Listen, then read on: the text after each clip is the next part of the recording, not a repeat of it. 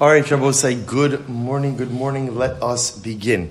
Begin by thanking our sponsors, thanking our TALMUD TORAH sponsors for the month of Av, Paul and Kathy Pollack, for dedicating the Shiurim and Drashos this month in honor of their grandchildren. Our Daf Yomi sharing the schos of refuah Shlema for Yehuda Ben Michal. Our week of learning sponsors, Binyomin Fleischman, in memory of his father, Shmuel Yudel Ben Binyomin Yaakov, and Selma Woolf, with incredible hakaras atov for the refuah Shlema of her daughter, Dr. Kari Davis. We thank all of our sponsors for their generosity. And with that, let us begin. We have a beautiful daf ahead of us today. Really, we've had a couple of incredible dafim over the last number of days. So we are going to continue in Meretz Hashem. Today's daf is Nun Aleph 51. We are picking up in Meretz Hashem on Daf Nun Amabezia. We have a lot to do today at the Tashma. So actually we began this, but let's pick up with this sugya again, as this is kind of where we left off, about 21 lines up from the bottom. So Tashma, the Gemara says as follows. So just to orient ourselves a little bit, one of the interesting things that we established from the Mishnah is that halacha l'maisa, during the lifetime of the father, there may not be an obligation for support. Again, we spoke about that. That was our extensive sugya yesterday. What's the nature of one's halachic obligation to support one's children? Interestingly enough, what became abundantly clear is after the death of the father, the estate has an obligation to go ahead and support the daughters. What we're now going to discuss in a little bit greater depth is halacha l'maisa. Is the obligation for support only from real property, or we call nechasim sheish l'machrayis, real property, or even from metaltalin, even from movable property? So what we ended off with yesterday is the statement of Rabbi Yitzchak Bar Yosef. And Rabbi Yitzchak Bar Yosef said in the Aliyah, in the attic, they went ahead and they instituted that daughters should be supported from metaltalin. That was the institution. So Tashma. So we'll say with that, we're going to show some additional examples of it. So Tashma, biyadei Rabbi Benai, achud Rabbi Chia bar Abba, in the hands of Rabbi Benai, the brother of Rabbi Yehuda bar Abba. So the Gemara says, havu metaltalin diyasmi. He was in possession. He was like the executor of the estate. So he had metaltalin of yisomim, of orphans. Asu lekamei de Shmuel. So ultimately, again, the daughters came before Shmuel, and Shmuel said, Amarlei zil zun. Go ahead and support the daughters from the metaltalin. So we'll say here you have a case where all the estate has is movable property, and Shmuel is ordering the estate to support the daughters. So this is a pretty good raya that shows that daughters are supported not just from real property, but even from movable property. My love, was he not ordering ultimately against support in accordance with Rabbi Yitzchak Bar Yosef, again, whose statement we just mentioned before, to which the Gemara says, Lo, hasam leparnasa havi. So actually we'll say it's not for mizonos, it's for parnasa. What does parnasa mean? We saw this in yesterday's daf. Parnasa ultimately again refers to nedunya, refers to dowry. That ultimately again, he wasn't, when it comes to mizonos, it could be mizonos doesn't come from the metaltalin, but halacha l'maisa for the nadin, for the dowry, that would come from movable property as well. Well, the Gemara says, Shmuel tamei damar Shmuel leparnasa shamin ba'av. Shmuel's of the opinion of that for parnasa, again, we saw this in yesterday's daf, parnasa again means for dowry property. Ultimately, again, we assess what the father would have given if the father was alive. Incredible. So the Gemara says, Hava, another example, another story. Hava uvda sefer avosai. Just want to point out, so that therefore it's not conclusive yet. We don't really know. We know for sure that daughters are given mizonos from real property. What we don't yet know is what daughters get from movable property. So the Gemara goes weiter. Hava uvda ben arda. Vidun Daini ben Arda, an episode like this came up in Arda, meaning again that all the estate had was movable property, and ultimately again Vidun Daini ben Arda, and the judges of Narda judged accordingly and ordered the daughters to be supported from movable property. Bepompadisa, a similar episode happened in Pompadisa, the Agvi Rav Chana bar Bizna, and again Rav Chana bar Bizna collected metaltalin to support the daughters. Amadu Rav Nachman. Zilu ahaju. Rav Nachman said, you better give back that metaltalin. Ve'ilo, and if you don't restore the metaltalin back to the estate, magvina lechu la'apundaichu minaichu. I'm going to collect, or going to seize your mansion from you. In other words, he was threatening him that if you don't return the assets to the estate, ultimately, again, I'm going to seize your assets to go ahead and make the estate whole. Okay. Rabbi Ami, Rabbi Asi, Savar Lemezan and Vitalkli. Rabbi Ami, Rabbi Asi felt that girls should be supported, daughters should be supported from the taltlin of the estate. Amr Luhu Rabbi Yaakov Bar Idi.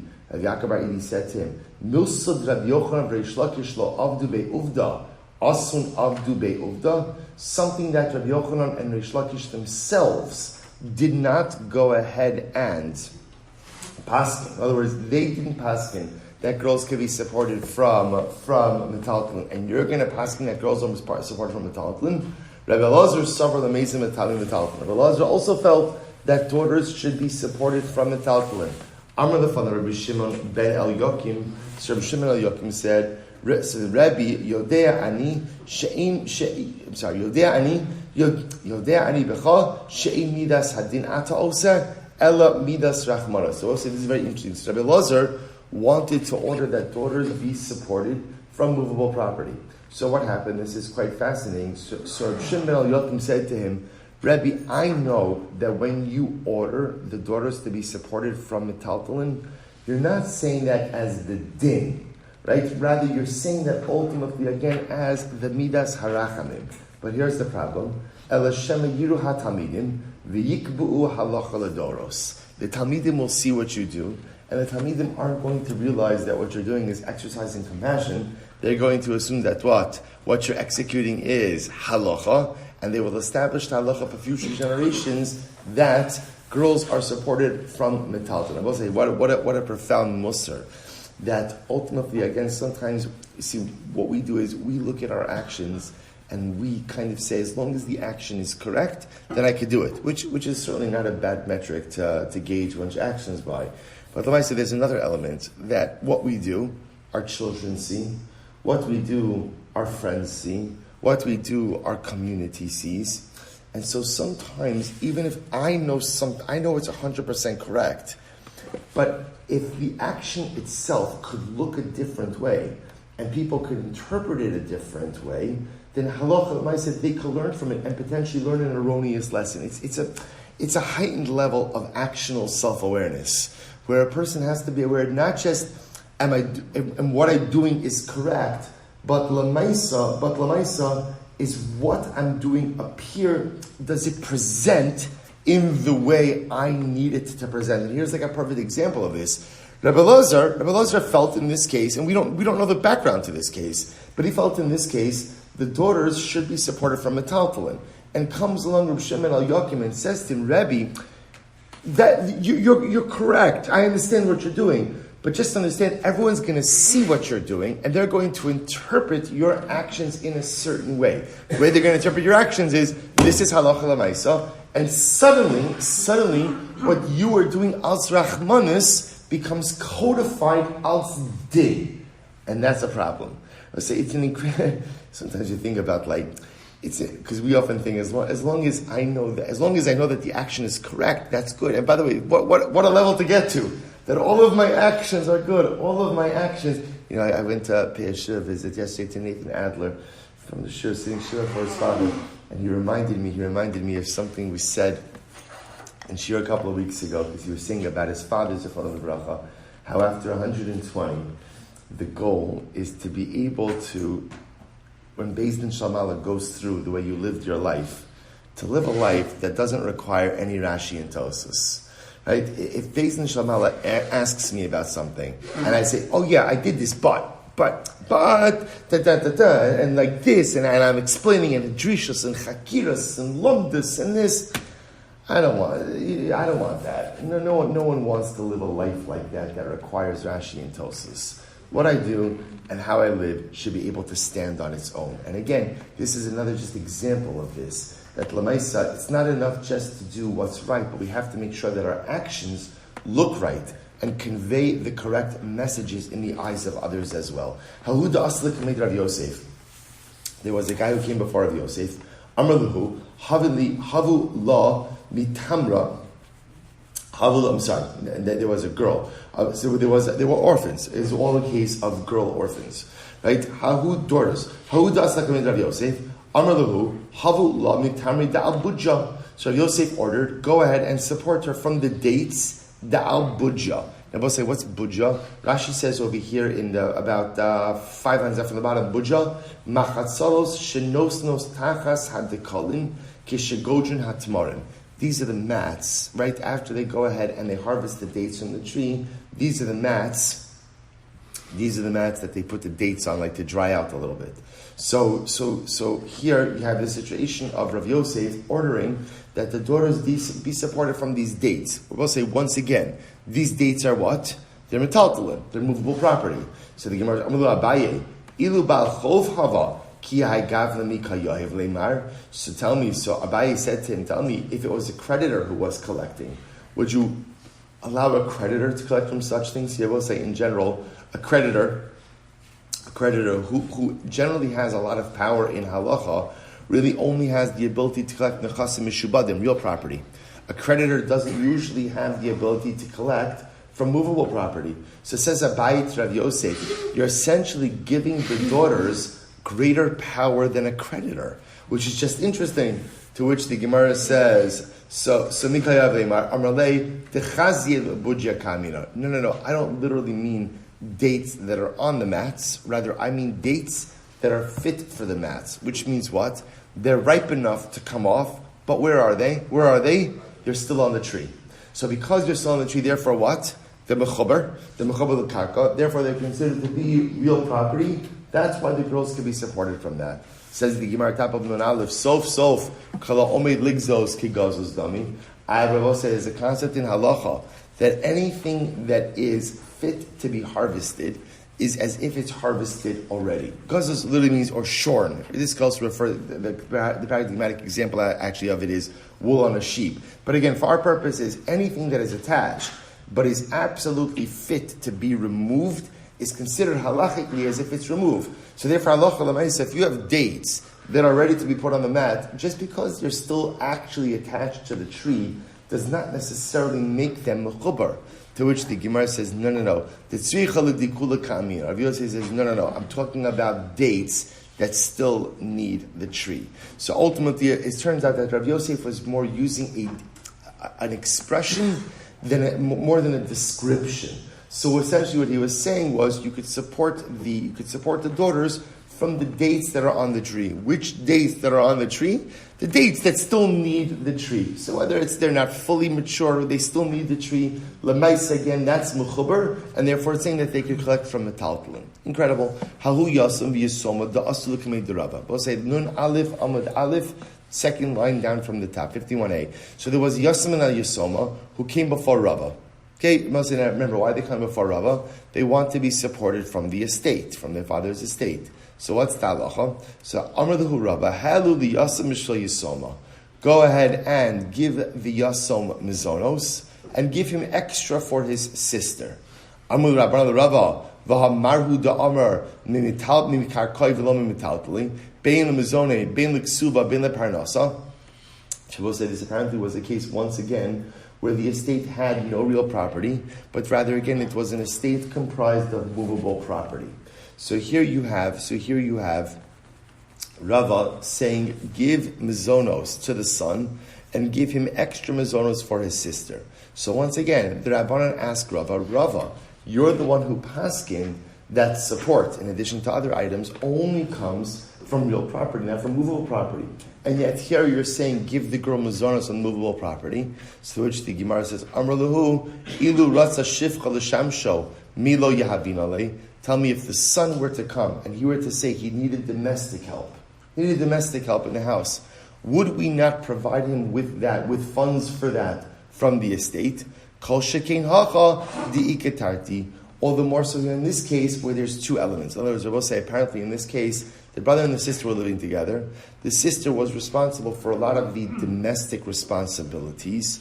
So Rava felt that halacha l'maisa. That's why, if you notice, I will say, by the way, the way he phrases this is interesting. He doesn't say, give the son and the daughter mazonos. Rather, what does he say? Give the son mazonos and give him extra for his sister. So what we're doing is we're giving the son an extra allotment. Why? Because the way we could view the daughter in this type of situation is she's aiding the brother. Had the brother come to us and said, I need help in the house, would we not have given him extra funds? Well, his sister is providing that role, and therefore, halacha l'maisa, give her the mazonos als that. So it's interesting. It was a different way of diverting mazonos to her without having to violate the precept that mazonos for a daughter doesn't come from a taltalin. Very interesting. So Tana Abanan. Echa nechasim sheish lan achrayis, ve'echa nechasim she'en lan achrayis, motzien lemazon isha, ulebanos divrei Rebbe. So we'll say now we're going to see that in reality. Well, we've seen this already up until this point. This is a machlokes. In other words, here's what we know and here's what everybody agrees with. When it comes to real property, land, everyone agrees that could be used for the support of a daughter. So here comes along Rebbe, and what does Rebbe say? Echa nechasim sheish lan achrayis. So we'll say the phrase nechasim sheish lahem achrayis means land, real property. Ve'echa nechasim she'en lan achrayis, or movable property. Motziin lemazon isha. We go ahead and we'll extract it to support the wife. Ulabanos, and for daughters. Divrei Rebbe. So Rebbe holds that movable property, real property, everything can be used for mazonos. Okay, Rabbi Shimon Elazar Omer. Rabbi Shimon Elazar says no. Nechasim sheish lan achrayis motziin lebanos. It's okay. So Rabbi Shimon Elazar's position is a bit more. You'll see. He just includes more cases. So look what he writes. So Rabbi Shimon Elazar says nechasim sheish lan achrayis. If you have a real property, land, so motziin lebanos min habanim. You could extract from the sons for the daughters, because also remember again, if the father died, sons inherit the land. So the idea of extraction means we would go ahead and take from the Yerusha in order to provide mizonos. So motziin lebanos min habanim, o lebanos min habanos, and for daughters from daughters, o lebanim min habanim, and for sons from sons, o lebanim min habanos, and from sons from daughters. So in other words, they're both say, whoever is in control of the assets, whoever has inherited the actual land, we would extract from that inheritance in order to provide mizonos for all of the children. That's with real property. So we'll say, so ultimately, again, this is all talking about where also there is enough property. There's enough property. But I will say we would not go ahead and extract from the from the daughters for the sons when there's only a small amount of property. Also, we've actually seen this halacha before, that if there is a small amount even of real property and only enough to support the daughters, either the sons could inherit or support the daughters, that property will go to support for the daughters. So the Gemara goes right. What happens if you have movable property? What is movable property? Somotzian lebanim min habanim. When it comes to movable property, so ultimately, again, we'll extract from sons for sons, right? Now I will say, by the way, when we talk about extracting lebanim min habanim, Rashi points out over here is that let's say you have some sons who are kitanim and some sons who are gidolim. We'll extract from the sons who are gidolim for the benefit of the sons who are kitanim. Okay, so min habanim. So the Gemara says, I'm sorry. We'll extract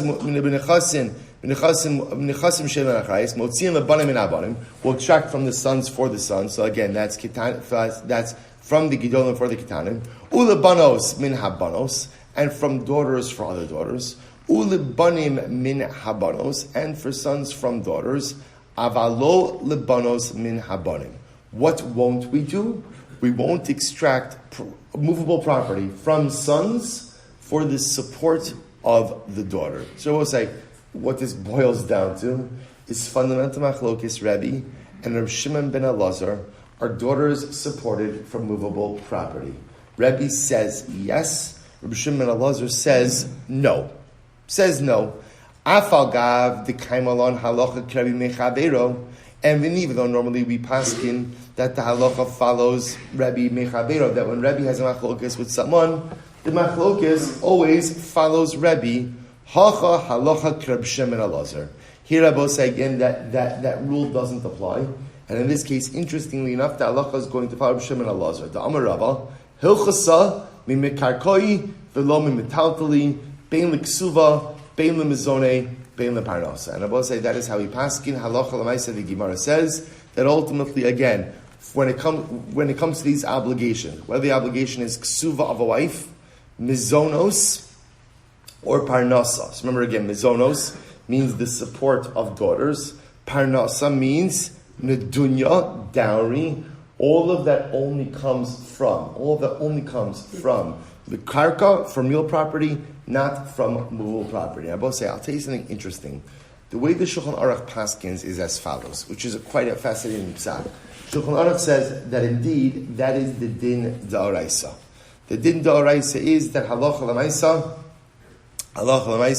all of these obligations, ksuva, mizonos, parnasa, only collectible from real property. But Chazal were metaking, Chazal instituted, that ultimately, again, all of these obligations are collectible from movable property as well. And I will say, that's the position of Rabbi Yitzchak Bar Yosef that we saw in yesterday's daf, Ba'aliyah. So I will say, Ba'aliyah, Aliyah is not Takanas Usha, but Aliyah also meant another gathering of the sages in which they instituted that a girl is supported, again, whatever that level of support is, whether it's Mizonos, Parnas, or Ksubas Isha, all of that comes from Metaltalin Azah. So we'll say that is how the Shulchan Aruch paskins. Midaraisa, only from real property, Midrabanon, even from Metaltalin. Incredible.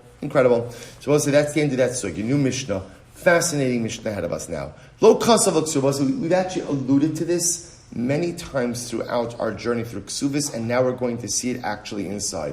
Lo kasav la ksuba. I will say, let's say halacha l'maisa, a husband did not write a ksuba for his wife. He didn't write one. So what does the Mishnah say? Besula gova masayim almana moneh mipnei shutnai bezdin. So I will say, the Mishnah paskins, even if you don't write a ksuva, a husband is obligated for a ksuba. For a besula, 200 zuz. For a beula, for a second marriage, 100 zuz. Why? Because it is a t'nai bezin. I will say t'nai bezin means this is something that is in effect, whether you agree to it or not. It does not require your compliance. It is a halachic obligation that is immediately triggered upon marriage. If you look at Rashi says, v'lo kasav la, actually, no, not yet. Sorry. So we'll say, so that this salach number one, we've seen this already. We'll say, actually, we've seen it referenced that there were some communities where they didn't write ksuvas. They just never recorded a formal document, and even in the absence of a formal document, that halachic obligation was still present.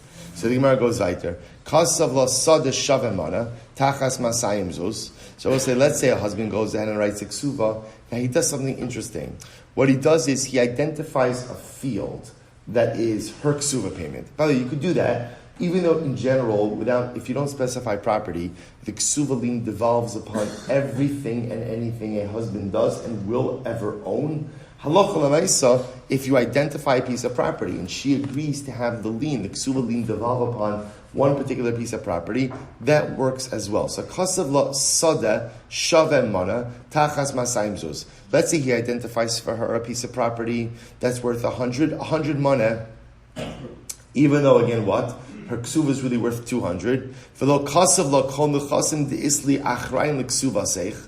So we'll say, so remember again, let's say he identifies a field. So Reuven's marrying Rachel, it's a first marriage, her ksuva is worth 200 zuz. He identifies for her, for a ksuva payment, a field that is worth 100 zuz. 100 zuz.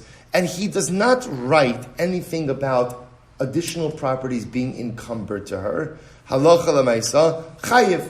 His property is still encumbered to her. Why? Shehu t'nai bezdin. Because the Rabbi say it is a t'nai bezdin, which will say is such a fascinating idea. So there is a halachic obligation that is triggered upon marriage, whether you agree to it or not. So it's very nice that Reuven identified for his wife a field that's worth 100 zuz. Only one little technical issue, which is what? That's only half of the ksuva payment, half of the ksuva obligation. No problem. The rest of his estate is encumbered to go ahead and cover the rest of that ksuva payment. So the Gemara says, good. Lo kasav la im tishtabai. So we'll say other examples of this. Lo kasav la im tishtabai afar kinech. So we'll say, in general, in the ksuva, it's fascinating to see what was written in ksuva.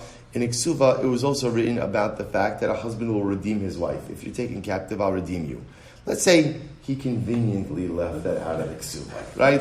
I forgot. A lot going on at the Chasana, right? So I forgot to include that phrase. I will say, and she's taken captive. Halacha l'maisa, he still has the obligation to go ahead and redeem her. Actually, the phrase was lo kasav la and tishtabai afar kinech va'osvinech li leintu. The phrase was, if you are taken captive, I will redeem you, and you will be returned as my wife. Ubikohenes. Now, of course, if it's a Kohen, if his wife is taken captive, as we've established as an assumption, when a woman is taken captive, she's violated. The wife of a Kohen, if she's violated, is asura to her husband. So by Kohanim, what they would write is, if you're taken captive, I'll redeem you, and I'll return you back to your father's home. Which in other words, he was guaranteeing her that I'll redeem you, but obviously we can't remain married anymore. I'll make sure that you get back to your father's home. So we'll say, even if you omitted these phrases, chayiv shutnai bezdin. Same idea. Even if you omitted the phrase, same way if you omitted it doesn't matter. We'll say, once something is a t'nai bezdin, that obligation exists even if you do not personally obligate yourself to it. Nishvis, therefore again, if she's taken captive, chayiv liftosa. Ultimately, again, a husband is obligated to redeem his wife. This is one of the t'nai ksuva. Listen to this. Ve'im amar haregita uksuvasa v'tifta esatzma. Interesting, right? Let's say wife is right. Reuven is married to Rachel, and Rachel is taken captive, and Reuven says, "You know what? I've got a lot going on. Here's the deal. Here's your get, and here's your ksuva. I'm not a bad guy. I wouldn't chas v'shalom leave you without anything, right? Here's your ksuva. There's more than enough money to go ahead and redeem yourself."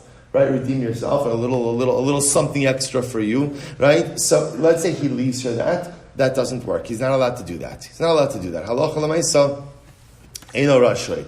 Listen to this. Loksa chayv l'raposa. Similarly, if Rachel takes ill, Reuven is obligated to get her medical help, to heal her. Amar haregita ksuvasa tirapes atzma rashay. I will say, if he says, here is your get, and here is your ksuva. So essentially what he's doing is he's divorcing her and giving her a pocket of money, and there's enough money there to take care of whatever her medical needs are, that he's permitted to do. It's interesting. I will say, if you take a quick look at Rashi says over chayv raposa sharafua kimizonos. It's very interesting. We'll discuss this in greater depth, but Rashi explains the obligation that a husband has to go ahead and take care of his wife who is ill is the same concept as providing her mizonos.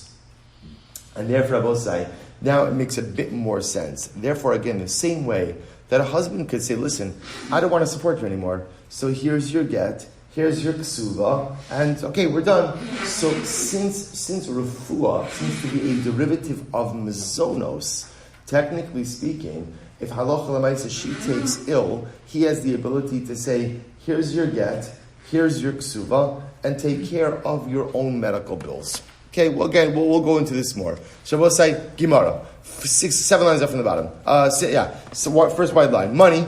Whose opinion is our Mishnah? Rabbi Meir Hida Amar Kalapoches lebesulam mimasayim la'amana mi'amana harezu bi'ilas nus. So we'll say this is the opinion of Rabbi Meir, because Rabbi Meir says that essentially, if you go ahead and you try to make a ksuva for a besula less than 200 zuz, or a ksuva for an amana. Amana, by the way, means just second marriage, less than a moneh. This is a be'ilas znus. Ultimately, and I will say that halacha l'maisa, it's as if there's no marriage, which is another way of saying that halacha l'maisa, you cannot diminish the amount of a ksuva. Ksuva is a set amount, is a t'nai bezdin, and even if you try to change it, it doesn't make a difference. The amount is locked in by a t'nai bezdin. Rabbi Yehuda, because if you think the Mishnah is Rabbi, and therefore both say this seems to be the opinion reflected in the Mishnah. Because if you think it's Rabbi Yehuda says, Ha'amar, Ratza kosev lebesula shtar shamasayim, v'hi koseves hiskabli mimech, mimcha, mana, ula amana, mana v'hi koseves hiskabli mimcha chamishim, zuz. So I will say, listen to this. So this is actually quite interesting. Rabbi Yehuda holds that no, you could forgive part of a ksuva amount. And as Rabbi will say, let's say Reuven is marrying Rachel. And let's say Reuven says, listen, Rachel, I love you very much. I'm strapped for cash. I want to give you a ksuva that's worth 100 zuz. So what could Rachel do? Rachel could say that Reuven writes a ksuva for 200 zuz. And Rachel essentially says, I received 100 zuz of my ksuva. She writes a receipt for 100 zuz. And I will say, what does it mean when she writes a receipt for 100 zuz? What is she effectively doing? What is she doing? She's forgiving half of the ksuva. So Rabbi Yehuda holds that a wife could forgive half of her ksuva.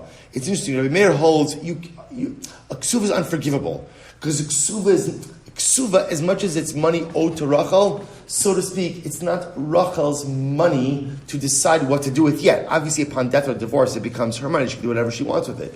But Lamaisa, when you get married, that money is secured by Chazal. So Rabbi Meir says, even if you try to tamper with the amount, it doesn't make a difference. Halacha Lamaisa, first marriage, 200 zuz, second marriage, 100 zuz, that's what it is. It's an immutable amount. Rabbi Yehuda, on the other hand, holds that Halacha Lamaisa, no, you can play around with ksuva amounts. In other words, as long as the wife is willing and she's okay forgiving an amount, that's absolutely fine. So clearly our Mishnah reflects the view of Rabbi Meir and not Rabbi Yehuda. Okay, Ema Seifa, but look at the end of the Mishnah. Kasav lasa deshav emanatachas masayim zuz v'lo kasav lakon nechasim de'isli achron l'ksuva seich chayiv shutinai bezdin. So I will say yet, what was the second part of the Mishnah? Let's say the husband identifies a field for his wife's ksuva. So Reuben writes to Rachel, this field is for your ksuva. Only one problem. The field is only worth 100 zuz. And he did not write that the rest of my property is collateralized for your ksuva, even though he forgot to write it, so to speak. Halacha l'maisa, the rest of his property is collateralized. To which the Gemara says, Asan Rabbi Yehuda. That reflects the view of Rabbi Yehuda, because what does Rabbi Yehuda say about saying? Rabbi Yehuda says, the Amar Achrayis Tos Soferhu. Rabbi say this is actually quite fascinating. Rabbi Yehuda says that in general, when you lend money, we assume that by definition, there is always a lien against the debtor's estate. And if for some reason there's no lien mentioned in the document, we ascribe that to scribal error. That was Ta'os Sofer. That was not knowingly left out. That was a mistake. Shabbos say, the second part of the Mishnah seems to reflect this idea, that if Reuven goes ahead and says, Rachel, here's a field that's worth 100 zuz for your ksuva, but her ksuva is worth 200 zuz, and he didn't write that the rest of his property is collateralized, we look at that omission as a scribal error. So we'll say, that reflects the view of Rabbi Yehuda. So what's going on over here? The Gemara says he's going to say, Di Rabbi Meir, Amar Achrayis Lav Ta'os Soferhu. But see, Rabbi Meir is of the opinion that when a document does not include achrayis, does not include a lien, a collateralized claim, that you don't ascribe that to scribal error. What do you ascribe that to? What do you attribute that to? They will say, Rabbi Meir says, one second, there are transactions that don't come with liens. You can't say that every single absence of a lien in a document is scribal error. So Rabbi Meir says, no, that was the agreement of the parties. This is an interesting case. Let's say you find a loan document. This is an interesting shayla in general. Imagine you're walking on the street and you find a document that says Reuven lent Shimon $10,000. So I will say, what's the shayla? What do you do with that document? Because listen to this. You don't know who lost that document, right? Remember again, before the debt is paid, who holds the loan document? The creditor, the lender, right? Once it's paid, the borrower, because that's his shover, that's his receipt. So we'll say, here's the shayla. Who should you return it to? Because if you return it to the wrong person, you run the risk of what? One possibility is you could deny the creditor lender from getting repayment. Other possibility is you could allow the borrower to not repay. So what should you do with it?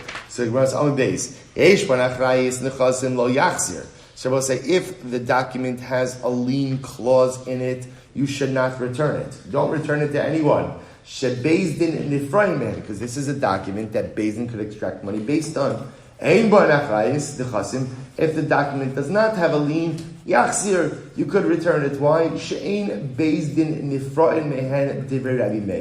Rabbi Meir says, listen, if it's a document that doesn't have a lien, it's not such a powerful document, therefore you could return it. Who you return it to is a different discussion. But if it's a document that doesn't, we'll say, what's the point? The point that we're referring to Rabbi Meir is, in Rabbi Meir's worldview, there are some transactions that have a lien and some transactions that don't have a lien. That's the point. However, the Chum say, the Chum say, no, don't return the document no matter what. Why? Shebezin nifarne, because I will say the Chachamim hold every single transaction comes with a lien, and even if the lien is not mentioned in the document, we ascribe the absence of the lien to what? Scribal error. Tohu sofer. So again, without getting into the details over here, the point is, Rabbi Meir holds that ultimately, again, sometimes when there's no lien in a document, that's not tohu sofer. That could be the agreement of the parties. So I will say, here's our problem. Reisha Rabbi Meir, the Sefer Rabbi Yehuda. So I will say, what it sounds like is the beginning of our Mishnah reflects the view of Rabbi Meir. Ultimately, against Rabbi Meir said that Ksuva is a Tanai based in, and if you try to tamper with the amounts, your tampering is ineffective because the amounts are locked in. That was Rabbi Meir. So the first part of the Mishnah is Rabbi Meir, and then it sounds like the second part of the Mishnah, which was the case ultimately again where the husband goes ahead and identifies a piece of property. He says, here, this property worth 100 zuz is your Ksuva, and he failed to go ahead and write any lien in the Ksuva, that we say the lien is still there. That goes according to Rabbi Yehuda. So we'll say, you tell me now we have a Mishnah that goes the Reish like Rabbi Meir, the Sefer Rabbi Yehuda. So in general, we don't like that. To which the Gemara says, the Chitema, Kula Rabbi Meir, maybe the entire Mishnah is Rabbi Meir, V'shayne Rabbi Meir ben Ksuva l'shtare. So we'll say, maybe Rabbi Meir makes just a distinction between Ksuva and regular shtaros. Maybe by regular shtaros, Rabbi Meir says, you can include a lien, or you could exclude a lien. Maybe by Ksuva he agrees there's always a lien. There's always a lien by Ksuva. And therefore, even if you don't write the lien in the document, the lien itself still exists. But does Rabbi Meir make a distinction between Kesuvos and other documents? But we learn there are five people or five situations where we collect from Mechorarin. We'll say Mechorarin means unencumbered property. Unencumbered property. And what are they? Ve'elohein, peros, produce, shevach peros, any type of improvement to produce. Mekabel alav lozun as ben ishto ubas ishto, someone who goes ahead and accepts upon himself to support the son of his wife or the daughter of his wife.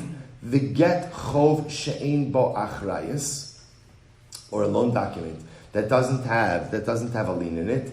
Uksuvas isha she'ein ba'achrayis, and a ksuva of a woman that doesn't have any type of achrayis written into it. Man shamis leida amar achrayis la ta'osofro. So we'll say, who is the opinion who says that achrayis, in other words, failure to include a lien clause, is not attributed to scribal error? So the Gemara says Rabbi Meir, the katani ksuvas isha, and yet it still includes ksuvas isha, which indicates to us that Rabbi Meir does not make a distinction between Ksuva and other documents. Okay, see, Ibai Seima Rabbi Meir, Ibai Seima Rabbi Yehuda. The truth is, you're right. We like a Mishnah to be consistent. And the truth is, the Mishnah could either be consistently Rabbi Meir or consistently Rabbi Yehuda. How so? Ibai Seima Rabbi Yehuda, it could very well be Hasam Kasvala Hiskabalti. There, in the case we quoted before, which is the Mishnah on Daled, it could be that the case we're talking about over here is where the wife wrote back Hiskabalti. Shabbos say, we're going to talk about this case in a couple of days from now, actually. But there's this interesting case where the husband writes a ksuva for a full amount. We actually alluded to this. And then the wife goes ahead and writes a shtar back and says, I received. So he writes a ksuva for 200 zuz. She writes a document back that says, I received 100 zuz. I received 100 zuz. Now, she didn't receive 100 zuz. What is she doing when she writes, I received 100 zuz? What is she doing? She's forgiving some chilek of the amount. So we'll say, Hasam, kasva hiskabalti, hachalo kasva like hiskabalti. Perhaps even according to Rabbi Yehuda, if she wrote hiskabalti, maybe that works. Ibay Rabbi Meir, my chayiv diktoni, mina mechuran. According to Rabbi Meir, it could be, what does it mean when he says that he's chayiv? Maybe he's chayiv from unencumbered property. Okay, so we'll say, so essentially what the Gemara went ahead and showed is, technically speaking, although a bit under duress, you can go ahead and set up the Mishnah like Rabbi Yehuda or like Rabbi Meir. Both say, but what comes out for us is something very important over here. We paskin like Rabbi Meir, right? Which is clear in the Mishnah, which is, Ksuva is a Tanai Bezdin. Ksuva is a Tanai Bezdin, which means what? That halacha l'maisa, no matter what type of shtick you try to pull with altering the amounts, it's not going to work. It's not going to work. So whether you go ahead and you say, oh, I'm committing to you to a basula to 100 zuz, or you identify a piece of property for her, here's your ksuva, 100 zuz, and even if you fail to go ahead and write any type of lien, it doesn't make a difference. A ksuva is a ksuva is a ksuva. V'haraya, even if you fail to write a document altogether, and you make no mention of ksuva at all, that obligation remains. So he paskin that a ksuva is the Tanai Beis Din. The Tanai Beis Din says a basula gets 200 zuz, an almana or second marriage gets 100 zuz. You recorded it, you didn't record it. You identify property, didn't identify property. Doesn't make a difference. That is the amount that you are on the hook for, because halacha l'maaseh is a Tanai Beis Din. Incredible. Lo kasavla. So says the Gemara. So remember again, we learned that halacha l'maaseh, even if the husband in the ksuva did not write about his obligation to go ahead and redeem his wife. So even if he did not write in the ksuva, if you're taken captive, I will redeem you. Nevertheless, halacha l'maaseh still has to redeem her. So says the Gemara, interesting case. Amar Avud Shmuel, Eishes Yisrael shenen sasur l'bayla. But it's actually quite a fascinating statement. Father Shmuel said, if the wife of Yisrael, Reuben's married to Rachel, Rachel was violated. Halacha l'maaseh, so Avud Shmuel says, she is asura to Reuven. What's the pshat? Chayshinan shema tchilasa ba'onis v'sofa b'ratzon. We're concerned that maybe what began as an act against her will, perhaps somehow became consensual over the course of the act. Okay? So the Gemara says, Eisvei Rav Lavud Shmuel. So Rav raised a kasha. Really? So again, what are we in the ksuva? Im tishtaboi afar kinech. If you're taken captive, I'll redeem you. Va'osvinach la le'intu. And I'll return you as my wife. And I both say, implicit in the if you're taken captive is what? That Reuben understands that during captivity, captors often violated their captives. So Reuben is saying, if you're taken captive and violated, I will redeem you and remain married to you. So what do you see from here? That even if a woman is violated, she remains permitted to her husband. So Rabbi say this would seem to refute Avud Shmuel. So Ishtek, Avud Shmuel was silent. He didn't know how to answer this. Kari Rav Alei. So Kari Rav Alei Avud Shmuel. So Rav said about Avud Shmuel, Sarim Atzru B'milim V'kaf Yasimu Lefihem. So we'll say the pasuk in Eov. Literally, the Sarim, the princes were out of us for words. Their hand they put over their mouth. Which we'll say sounds like a little bit like a shtach, right? So Rav was saying to Avud Shmuel, I guess you've got like a mic drop, right? You have nothing to say. So my islay ne'emar. So by the way, what could Avud Shmuel have answered? B'shvuya hikilu, right? So ultimately, again, it's not necessarily a raya. There's two different cases. Avud Shmuel was talking about a case of a woman violated, but not necessarily captivity. It's possible that Chazal relaxed their standards for a captive. So maybe the case of a woman who's violated, in achinam, you have to be concerned about what we call tchilasa ba'ones v'sofa b'ratzon. But maybe in the case of a captive, Chazal were just mekel. So we'll say, but according to Avud Shmuel, for the first wide line, what is the case of ones? Ultimately, where a woman would remain permitted to her husband. Where Adam said she was crying out from the beginning of the act until the end of the act. In other words, if she was clearly crying out, in other words, where Adam say that we saw the event, and we clearly saw that it was against her will from beginning to end. Upliga de Rava, and Rabbi said this argues on Rava. Dama Rava, Kol shetchilasa va'ones v'sof ratzon, afilu hi omeres hanichulo she'omale lo niskak la hi socharto muteres. Rabbi say this is incredible. Ultimately, and this argues on Rava. Rava holds that even in a case of tchilasa ba'ones, right, v'sofa baratzon, even in a case where the act began against her will, and then in the end she was compliant. And Rava gives an exaggerated example. Let's say Rachel's being violated, and then again, people try to remove the violator, and she says, "No, it's okay. Leave him, right? Leave him, right? He seems like a really nice guy, right? Leave him." Even in that case, she is still permitted to her husband. Why? It's actually incredible. So the Gemara says, "My taima yetzer albisha," because just now yetzer albisha literally means maybe the Yetzer Hara has just taken over. That lamaisa, I will say lamaisa. maybe something's happened over here, and for some reason something snapped inside of her. But Lamaisa, we don't look at her compliance as real compliance. So I will say, this notion, by the way, of Yetzer Albisha is such an incredible idea. That Yetzer Albisha means that sometimes when a person gets taken over by the Yetzer Hara, I do the craziest things. The craziest things. And Albisha, I will say, is such a profound statement because Albisha means, like, literally the Yetzer Hara is clothing me. So, which is another way of saying, the Gemara Masechet Sota says, Ein Adam Chote Ela Im Ki Nichnas Bo Ruach Shtos. Person only sins if a spirit of foolishness enters into them. That sometimes when the Yetzer Hara kicks in, we all know this from our own lives, we do the craziest things. Things that I would never imagine that I would do, things that I never imagined I'd be a part of, somehow again become real. So Rabbi says, even in some kind of, I want to point out, by the way, the notion of Tchilasa Ba'onis Asofa Baratzon itself seems like such a far-fetched case. They're talking about a woman who's being violated.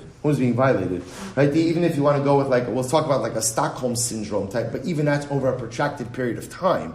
Right? The notion that a woman would be violated, and over the course of the bia, it would transition from a violation, which I will say, by the way, I want to point out, remember again, when a man is violating a woman, or trying to violate a woman, he's considered a rotzeach. He's considered a murderer. You're allowed to kill him. Right? You see a man trying to violate a woman, you're allowed to kill him in order to stop him from doing this. That's how we view the severity of violation. So the notion that then this would somehow morph into a willful act is a very strange thing.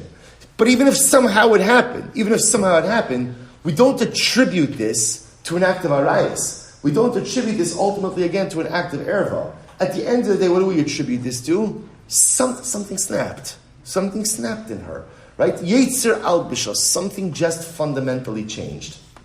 So that's the discussion of us. Tank, I will say the Rava. Ultimately, I will say this is the rice that supports Rava. Rava, so I will say, I'm going to pause here for just a moment because I just want to end off in the last 2 minutes that we have. So we're going to continue with this. So we'll say the sugya of Tchilasa Ba'onis Asofa Baratzon. In Yirtzeh Hashem, we're going to finish up in tomorrow's daf. Now, I'll just share with you something absolutely amazing. I saw from the Skver Rebbe.